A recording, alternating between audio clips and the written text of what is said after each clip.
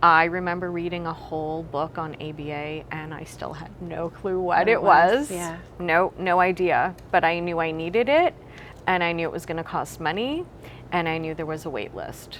My name is Nancy Marchese. I'm a board-certified doctoral level behavior analyst and a clinical psychologist. My goal is to help 2 million children with autism and their families by transforming their lives, and I can't wait to help you too.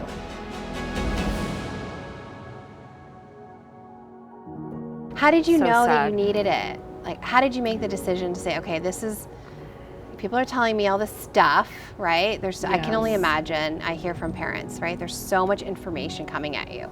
So you feel like you've got, punched in the gut. You have a child who has needs. Yeah. And you're compelled to do something, and it leads you to this ABA. What made you go the ABA route? The psychologist that did the diagnostic assessment had her daughter worked at an ABA provider. Oh, wow.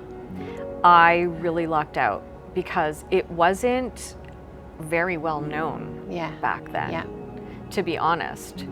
And she suggested that I look into it. And I was already connected with early intervention because of the lack of communication we were working on.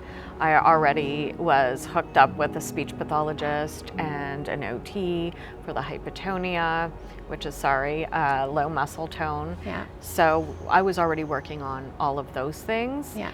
And I got a list of ABA providers and I started interviewing them, found one, couldn't afford to do much, but I did what I possibly could. Yeah.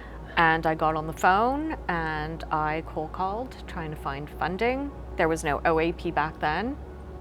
It was very, very different and I just did the best I could. This was my first child. I was running a business with my husband at the time, who later became my ex-husband not so soon after. It was a very difficult path, but it was the choice that I made. Just wearing so many different hats all at the same time. Always. You've got to be an expert in everything to be able to help your child. You really do. Yeah. You really do. There's, even if you have all kinds of money, at the end of the day, you're the one with your child all the time. He was in a preschool program. You have to know how to advocate for your child. It was a lot of work. It was really difficult. Really difficult. There's only so much we could cover in the short amount of time we had today. If you found value in what we talked about, go to breakthroughautism.ca, join our newsletter, and also follow me on my socials.